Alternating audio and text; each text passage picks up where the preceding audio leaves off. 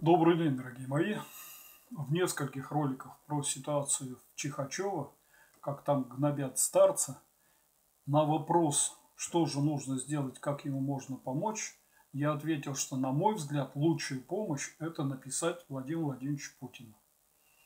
Я сам лично несколько раз ему писал, когда меня гнобили, я написал 4 письма, и в конечном итоге они сработали, потому что у него почта работает хорошо, хотя там и в день приходит, насколько я знаю, несколько тысяч писем, но тем не менее все письма рассылаются для действия.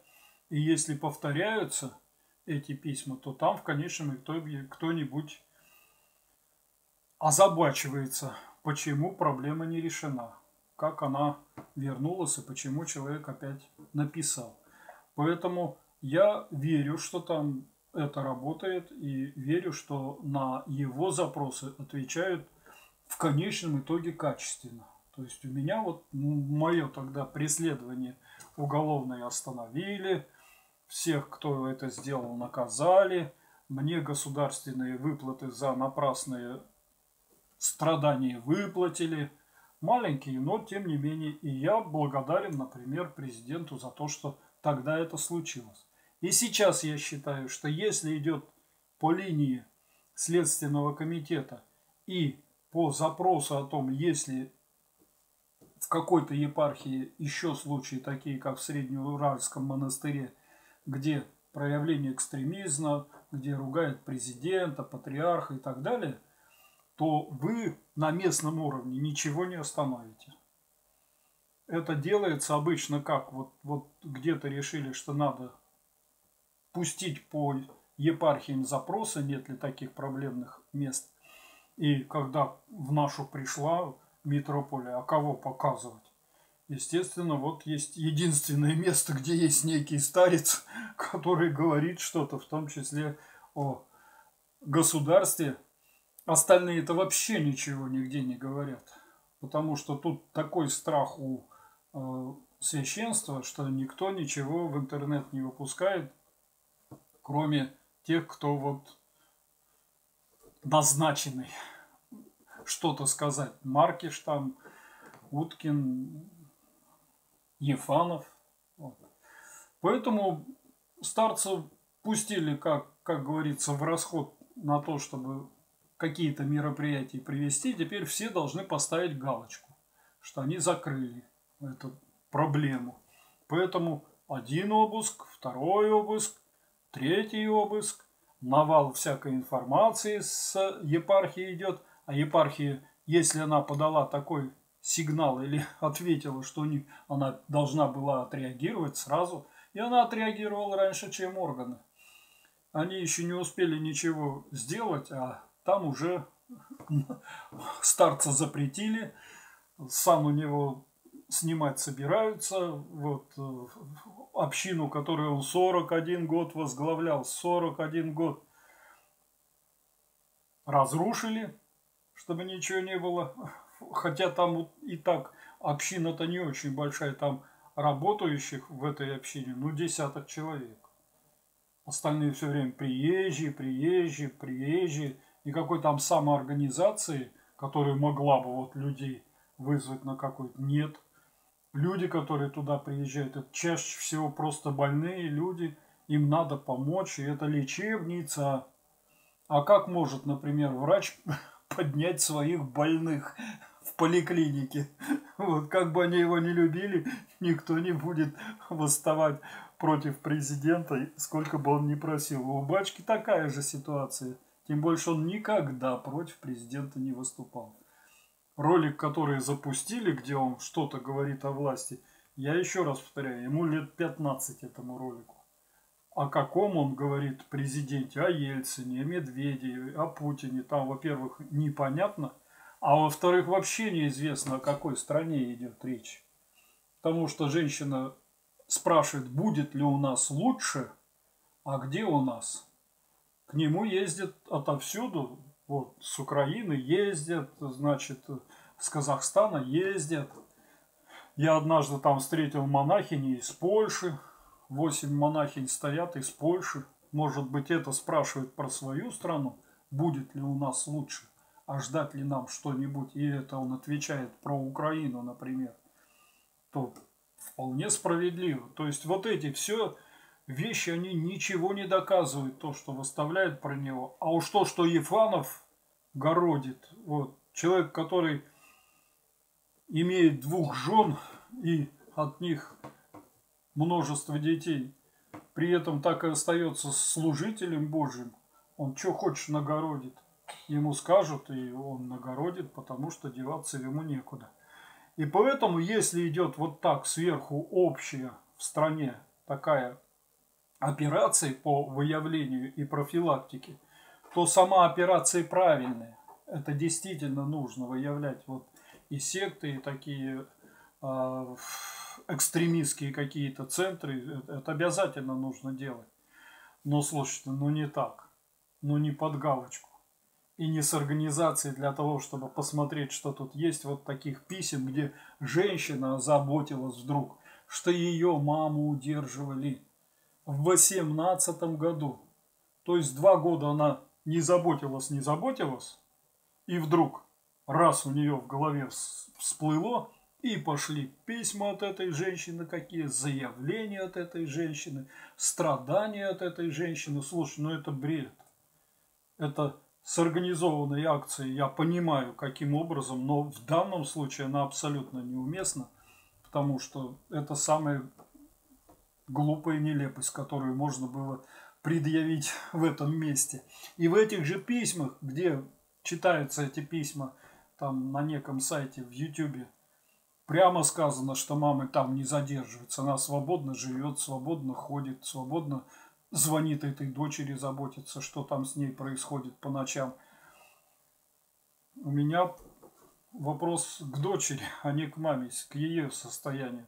Почему-то мама спокойно там жила много лет, много дней и радовалась. А у дочери через 2 года родилась идея, что маме там что-то плохо сделали. Вот. И самое это поразительное, но органам это надо. Им надо за что-то зацепиться. И поэтому вот теперь идет. Мы что-то там одно нашли, другое нашли. У него пишут. Там зданий целая деревня. Вот, больших там люди различные живут, приезжие. Найти у этих людей можно всякое, в том числе он там наркоманов все время реабилитирует. А когда ты реабилитируешь наркоманов, у тебя есть все время опасность, что они привозят друг другу, они уезжают на реабилитацию с заначками на всякий случай. Мы сами реабилитировали и неоднократно в конечном итоге оказывалось, что он приехал, потерпел и укололся или выпил. Поэтому я следующим этапом предполагаю, что в каком-нибудь доме могут найти и наркотики, потому что они приезжают на реабилитацию и прячут. А у него несколько сотен наркоманов прошло. Алкоголики вина там где-нибудь напрятали, ну и так далее. Вот, поэтому самым действенным методом и самым справедливым человеком, кто может батюшке действительно помочь и разобраться, я считаю, наш президент. Человек, он верующий, что такое старцы понимает, сам ездит там на Воловам, еще куда-то, значит, ездит. Неплохо бы ему и в Чихачево побывать, посмотреть, как человек, вот один священник за 40 лет обеспечил десятки тысяч людей. Может быть, здоровье, может быть, не помогло кому-то, но десятки тысяч людей. Каждый день с 5 утра принимая, и каждый день. Это потрясающе. Написать Путину несложно. Я вижу комментарии, спрашивают, как написать Путину. Несложно. Никаких конвертов, никаких адресов, ничего не нужно. Есть сайт, если вы смотрите в интернете, который называется Кремль.ру. Ну вот давайте я вам этот сайт есть. Вот смотрите, это сайт Кремля. Сейчас я вам расскажу, как написать письмо президенту. Видите, адрес очень простой, kremlin.ru. Вы всегда найдете или просто напишите «Президент России», и вы найдете этот сайт. Здесь очень интересные материалы, все, что делает президент на этом сайте, интересно читать, это все официально, события. Я, например, тоже здесь прослеживаю, что происходит, и тоже здесь интересно все описано. Структура, видео, фото здесь можете найти на этом сайте. Встречи президента, совещания по финансам, что вас интересует официально, вместо того, чтобы где-то там у каких-то комментаторов, нездоровых порой, читать. Вот здесь можете почитать и посмотреть, как здесь все хорошо изложено. И здесь есть вот такой раздел «Контакты». Нажимаете «Контакты». Здесь есть телефоны. Можно просто по телефону, видите, позвонить. Этот звонок бесплатный. И оставить сообщение, то есть рассказать, что за проблема у вас и что вы хотите, как вы хотите помочь или что хотите, чтобы вам сделали. Только коротко. Вот видите, тут можно по СМС сообщению даже послать. Вот, справочную службу, управление по работе с обращениями. Здесь вы можете впоследствии следить за своим письмом, где оно, как ответы произошли. И здесь вот, пожалуйста, служба для обращения граждан к президенту. Отправить письмо президенту, можно записаться на личный прием, вот, электронные приемные, можно через нее, мобильные, видите, приемные, и отправить жалобу. Вот такие здесь есть разделы. Мы нажимаем с вами «Отправить письмо президенту», обращение граждан. То есть вот здесь правила, как послать письмо президенту. Вы их прочитаете, эти правила, они несложные. И когда вы дойдете до конца страницы, то здесь есть «Написать письмо президенту», «Написать коллективное обращение», «Сообщить о коррупции». Единственное, я вас прошу, не обращайтесь, если у вас нет конкретных материалов, что вы можете действительно что-то сделать, то есть доказать то, что вы говорите. Не надо, лжи туда не надо, и лишних писем тоже не надо. Нужно конкретно, в данном случае мы с вами рассматриваем проблему отца Иноникия, которого знаем, с которым много раз встречались, и знаем, что это такое с ним происходит. Поэтому пишем «Написать письмо президенту». Вот эта страница. Президенту России. В администрацию президента можно. Должностному лицу администрации президента. Но мы с вами верим, что у нас справедливый и хороший президент, и что обращения к нему доходят и действительно получают движение. Здесь нужно написать ваши данные. Вот я пишу.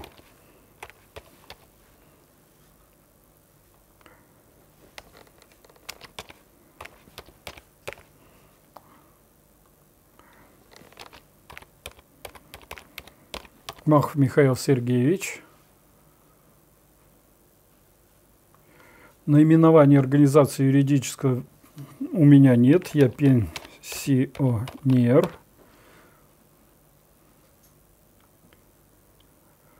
Адрес электронной почты. Вот мой адрес электронной почты. Я гляжу, уже здесь идут автоматически заполнение моих адресов. У меня здесь кабинет есть. Вот сразу мне пароль выдается, вход. И тут даже мой номер телефона. На сайте меня знают. Вход, хорошо, делаем. Идем в свой кабинет. Я вошел в личный кабинет, и здесь поле ввода текста обращения у меня существует.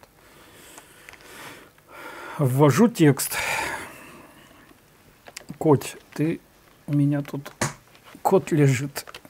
Сейчас я его уберу, чтобы он мне печатать не мешал. Вот так.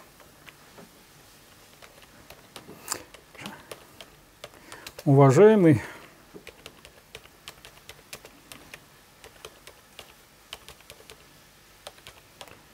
Уважаемый Владимир Владимирович, в Ивановской области завели, как я полагаю, несправедливо уголовное дело на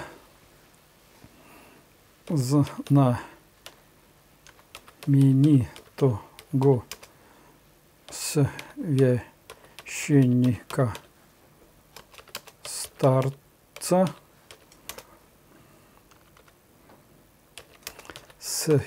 Архимандрита Иоанноникия, служащего в храме села Чихачево.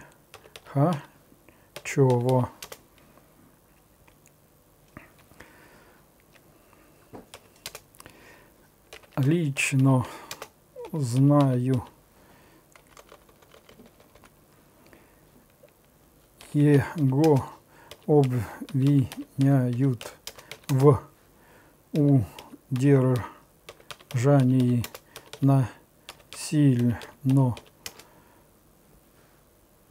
приехавших к нему за помощью больных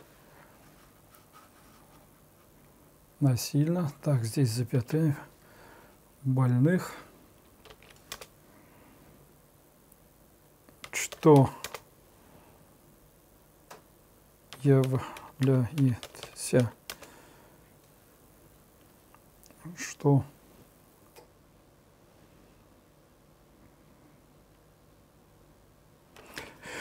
ложью и наветом.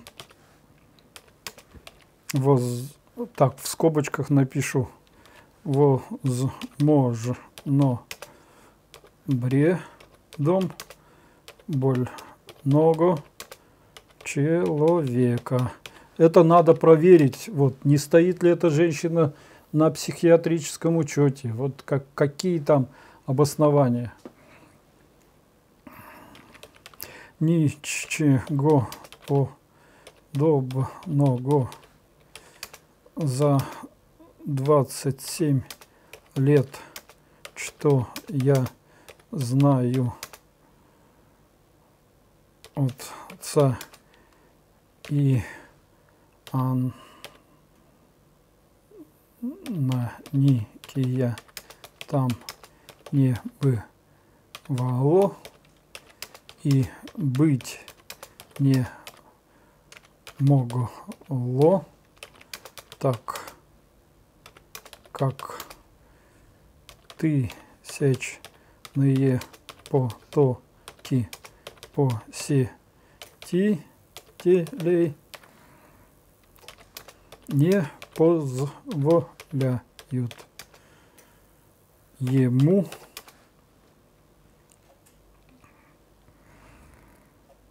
так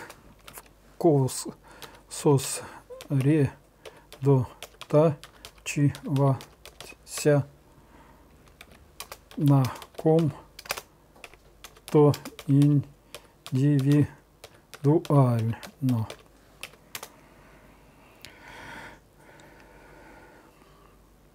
Странна и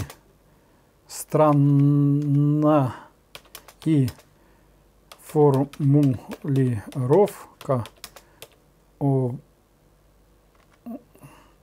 способа удержания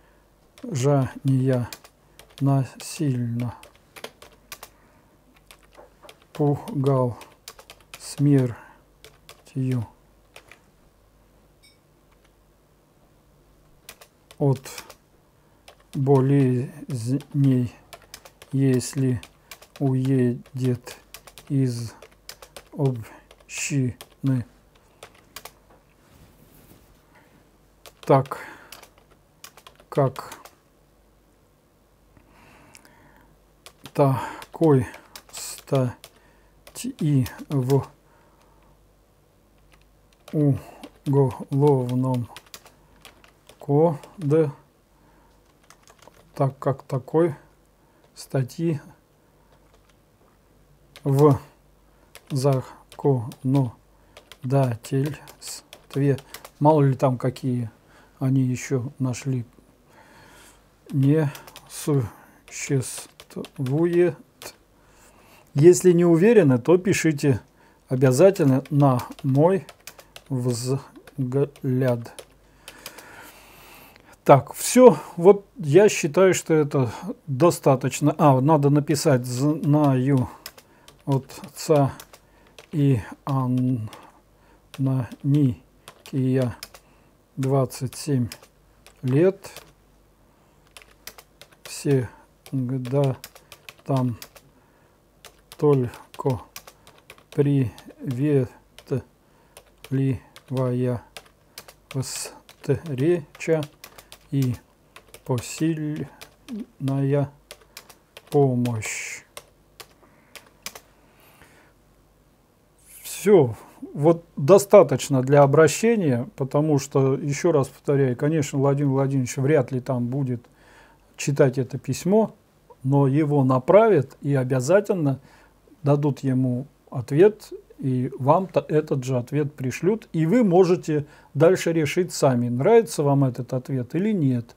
И дальше с этим ответом либо оспаривать его в судебных органах, что неправильный, либо опять Владимиру Владимировичу написать, что Владимир Владимирович, они вас обманывают, они идут не тем путем. Так, я закончил текст письма. Прошу вас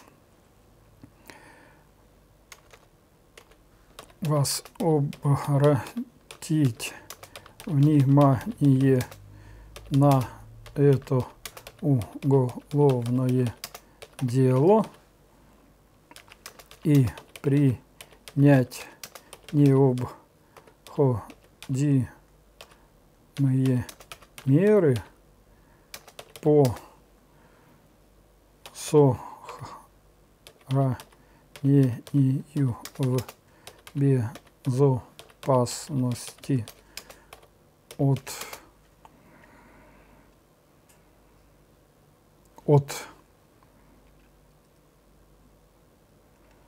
давайте по безопасности отца Иоанна Никия.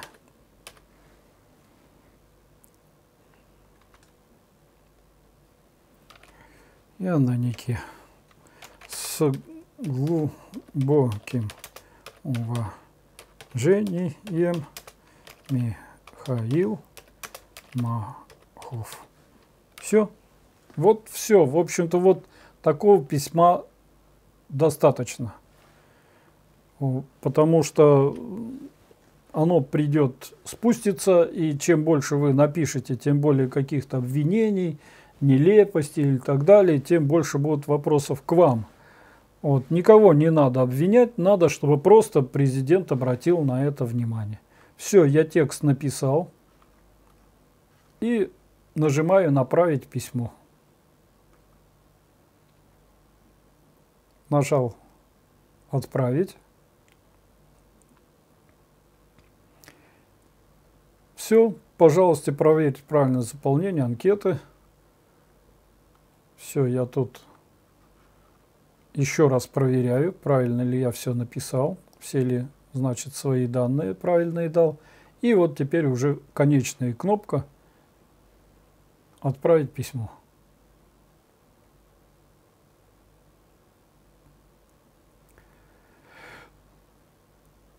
Большое спасибо. Отправленное, вот видите, написано письмо в электронном формате. Вот его номер. Будет доставлено с момента поступления администрации президента Федерации, зарегистрирован в течение 3 дней.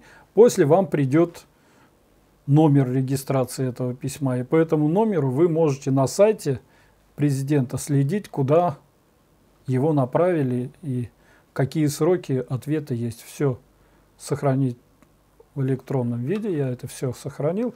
Все, на этом мое обращение, я считаю, мое хорошее дело, которое я осуществил по защите отца Иноникия, совершено.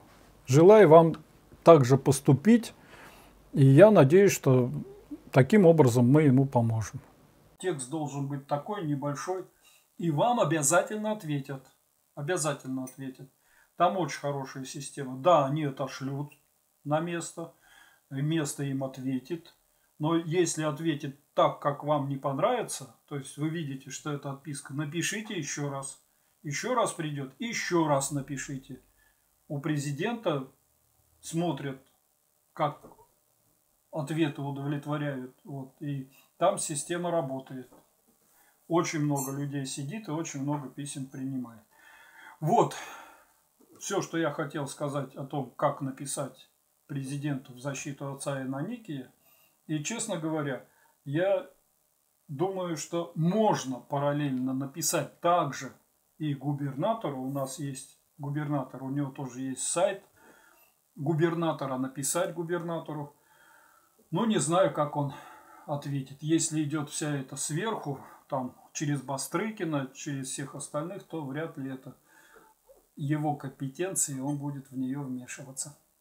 Так что здоровья вам всем, радости и поучаствовать в хорошем деле в защите действительно настоящего священника, а кто-то уже говорит настоящего святаго. Аминь.